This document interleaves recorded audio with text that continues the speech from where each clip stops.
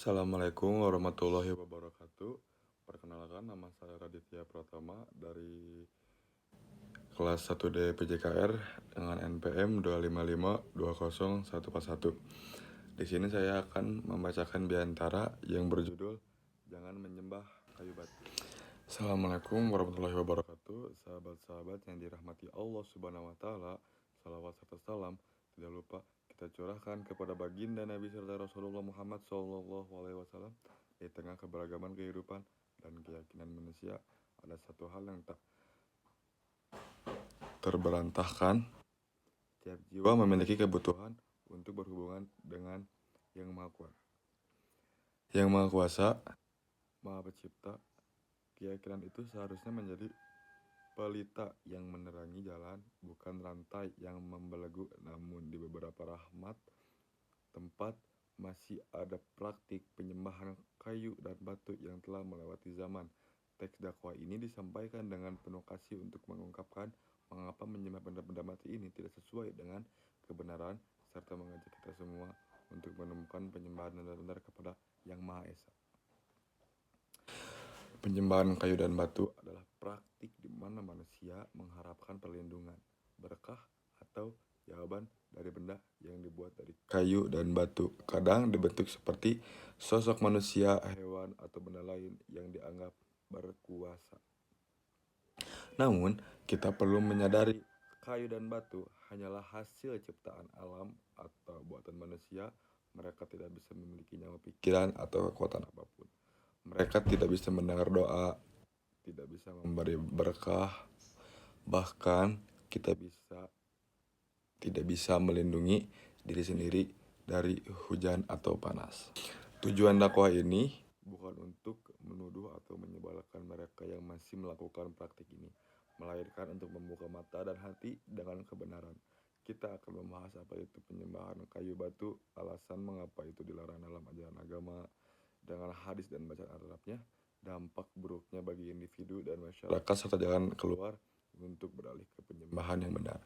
Semoga Allah Subhanahu wa taala memberkahi teks ini agar bisa menjadi berkat bagi semua yang membacanya. Penyembahan kayu dan batu adalah bentuk penyembahan benda mati yang telah ada sejak zaman purba. Pada awalnya, manusia yang belum mengenal kebenaran seringkali kagum terhadap kekuatan alam, seperti pohon yang besar yang memberikan naungan atau batu yang keras yang bisa digunakan untuk berburu. Lambat laun mereka mulai menganggap benda-benda itu memiliki jiwa dan kekuatan khusus, sehingga mulai menyembahnya dengan memberi makanan, minuman, atau doa. Sering waktu praktik ini berkembang, mereka mulai membentuk kayu atau batu menjadi sosok yang dianggap mewakili kekuatan itu, seperti sosok dewa angin, dewa hujan, atau sosok leluhur. Kadang benda ini ditempatkan di tempat khusus seperti kuil atau punden dan diadakan upacara untuk menyembahnya. Namun meskipun bentuknya berubah, intinya tetap sama, mengharapkan sesuatu dari benda yang tidak memiliki nyawa.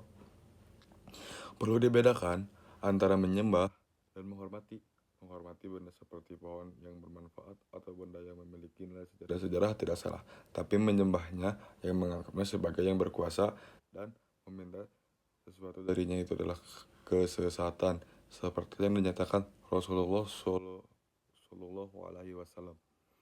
Tidak ada yang lebih merugikan manusia daripada menyembah sesuatu selain Allah, padahal nenek moyangnya telah menyembahnya, lalu dia ikut menyembahnya, dan dia berkata, saudara-saudaraku dulu menyembahnya, maka aku juga menyembahnya. Kayu dan batu hanyalah ciptaan, bukan pencipta. Hanya pencipta yang berhak disembah, karena dia telah yang menciptakan semua yang ada di alam semesta ini. Dalam ajaran agama-agama yang benar seperti Islam, Kristen, Yudaisme, dan agama-agama lain yang menyembah Yang Maha Esa, penyembahan benda mati seperti kayu dan batu adalah hal yang dilarang tegas. Ada beberapa alasan utama mengapa ini tidak boleh dilakukan dengan bukti dari hadis Rasulullah Shallallahu Alaihi Wasallam. Pertama, melanggar hukum pencipta. Allah Subhanahu wa taala menciptakan manusia untuk menyembahnya saja, seperti yang tercantum dalam Al-Qur'an surat Al-Ikhlas. Katakanlah, hal orang-orang yang kafir, aku tidak menyembah apa yang kamu sembah, dan kamu tidak menyembah apa yang aku sembah. Aku tidak akan menyembah apa yang kamu sembah, dan kamu tidak akan menyembah apa yang aku sembah. Kamu punya agamamu dan aku punya agamaku. Rasulullah Shallallahu Alaihi Wasallam juga menegaskan hal ini dalam hadis. Barang siapa menyembah berhala apapun selain Allah, maka dia telah kafir terhadap Nabi Muhammad.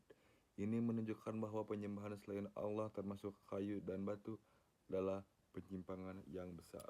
Kedua, alasan rasional yang jelas dan dibuktikan hadis, kayu dan batu hanyalah benda mati karena tidak bisa mendengar doa, tidak bisa memberikan berkah, tidak bisa mengobati sakit, dan tidak bisa melindungi dari bahaya. Rasulullah Shallallahu Alaihi Wasallam pernah menceritakan tentang orang-orang menyembah batu.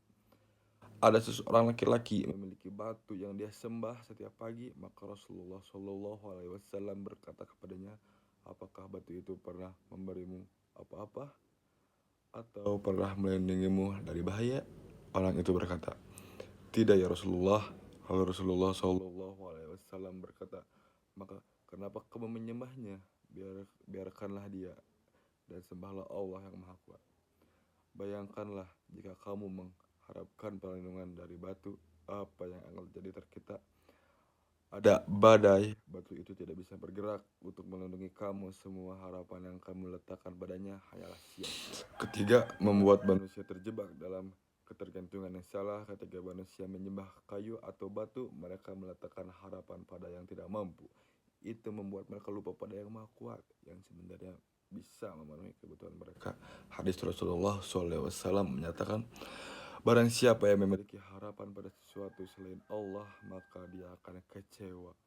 Mereka menghabiskan waktu, uang, dan energi untuk menyembah benda yang tidak berguna, alih-alih berhubungan dengan pencipta yang penuh kisah. Selain itu, dalam ajaran Kristen disarankan untuk menyembah Tuhan Yesus Kristus sebagai satu-satunya jalan ke Bapa surgawi, dan menyembah benda mati dianggap melanggar perintah pertama. Jangan ada bagi kamu Tuhan lain selain aku.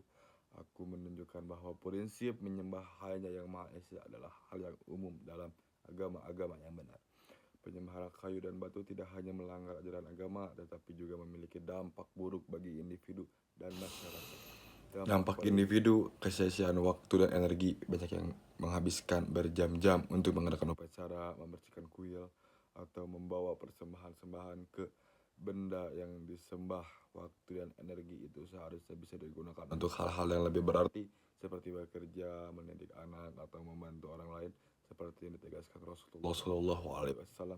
Waktu itu mahal, jadi jangan sia-siakan waktu untuk hal yang tidak berguna. Kekurangan kepercayaan diri ketika harapan yang diletakkan pada kayu dan batu tidak terpenuhi, orang seringkali merasa gagal atau tidak dicintai. Ini membuat mereka kurang percaya diri dan sulit menemukan makna hidup. Ketergantungan finansial, banyak orang yang menghabiskan uang yang banyak untuk membeli persembahan, membangun kuil, atau membayar orang yang mengadakan upacara. Ini bisa membuat mereka miskin dan sulit memenuhi kebutuhan dasar keluarga. Dampak pada masyarakat, membelokkan dari nilai luhur. Menyembahan kayu dan batu seringkali dihubungkan dengan praktik yang tidak baik, seperti memaksa anak untuk menyembah atau memakan uang yang seharusnya digunakan untuk masyarakat. Ini membuat masyarakat lupa pada nilai-nilai seperti kasih sayang, keadilan, dan saling membantu.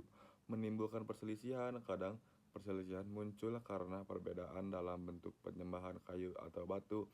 Beberapa kelompok bahkan berkelahi karena ingin menguasai tempat penyembahan yang dianggap berkuasa, menghambat perkembangan. Ketika masyarakat terjebak dalam penyembahan benda mati, mereka sulit menerima pengetahuan baru atau teknologi yang bisa membantu mereka berkembang. Ini membuat daerah itu tertinggal dan sulit kualitas hidup. Contohnya, di beberapa daerah pedalaman, orang masih menyembah pohon tua yang dianggap dewa. Mereka menghabiskan uang untuk membeli hewan untuk disembelih sebagai persembahan, padahal uang bisa digunakan untuk membeli makanan atau obat-obatan. Akibatnya keluarga mereka sering kelaparan dan sakit.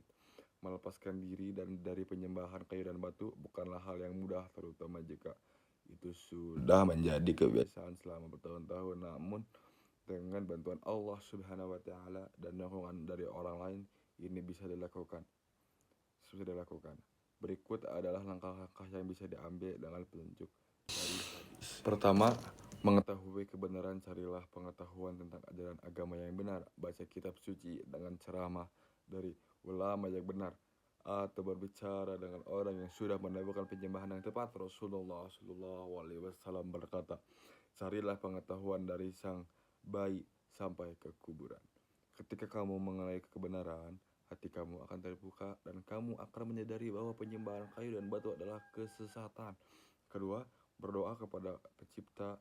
Memintalah bantuan kepada Allah Subhanahu wa taala agar Dia memberimu kekuatan untuk melepaskan diri dari kesesatan. Doa adalah senjata terkuat kita seperti yang tercantum pada Al-Quran surat Al-Fatihah. Hanya kepadamu kami menyembah dan hanya kepadamu kami meminta tolong. Rasulullah SAW juga berkata, doa adalah jantung agama. Barang siapa yang tidak berdoa, maka dia tidak memiliki agama. Ketika kamu berdoa dengan tulus, Allah akan mendengar dan membantu petunjuk. Ketiga, mencari dukungan dari orang lain. Beritahu keluarga, teman, atau komunitas agama tentang keputusan untuk beralih ke penyembahan yang benar. Mintalah mereka untuk mendukung dan membimbingmu. Jangan ragu untuk bertanya jika kamu memiliki pertanyaan atau kesulitan seperti ditegaskan Rasulullah SAW. Saudara itu untuk saudara seperti dinding, saling menopang dan menjaga. Keempat, mengganti kebiasaan yang buruk dengan yang baik. Alih-alih menghabiskan waktu untuk menyembah kayu dan batu, gunakan waktu itu untuk berdoa, membaca kitab suci, atau membantu orang lain. Ini akan membuat kamu merasa lebih tenang dan penuh makna. Kelima, berbagi kebenaran dengan orang lain. Setelah kamu menemukan penyembahan yang benar, bagikan pengalamanmu dengan orang lain yang masih terjebak dalam penyembahan kayu dan batu. Lakukan dengan penuh kasih dan kelembutan, jangan dengan cara yang menyebalkan atau menuduh. Rasulullah SAW berkata, barang siapa yang membimbing orang dari kesesatan, maka dia akan mendapatkan pahala seolah-olah dia telah menyelamatkan semua makhluk di bumi dari api neraka. Contohnya, ada seorang pria di daerah pedalaman yang selama bertahun-tahun menyembah batu. Setelah dia mendengar ceramah tentang kebenaran dan membaca hadis tentang penyembahan benda mati, dia menyadari kesalahannya. Dia berdoa dengan tulus, Allah memberikan kekuatan untuk melepaskan dari kesesatan. Sekarang dia menjadi orang yang aktif dalam penyebaran kebenaran dan membantu banyak orang lain beralih ke penyembahan yang benar. Sahabat-sahabat yang dirahmati, melalui tips takwa ini kita telah membahas tentang penyembahan kayu dan batu. Apa itu? Alasan mengapa itu tidak boleh dilakukan dengan bukti hadis dan bacaan Arabnya, dampak buruknya, dan jalan keluar untuk menemukan penyembahan yang benar. Kita telah melihat bahwa kayu dan batu hanyalah benda mati yang tidak memiliki kekuatan apapun. Hanya Allah Subhanahu wa taala yang berhak menyembah atau disembah, karena dialah yang menciptakan semua yang ada di alam semesta ini. Penyembahan kayu dan batu adalah kesesatan yang telah membelenggu banyak jiwa selama bertahun-tahun. Namun dengan kebenaran, doa, dukungan dari orang lain, kita bisa menghasilkan diri kesesatan. Cukup sekian pembahasan dari saya. Wassalamualaikum warahmatullahi wabarakatuh.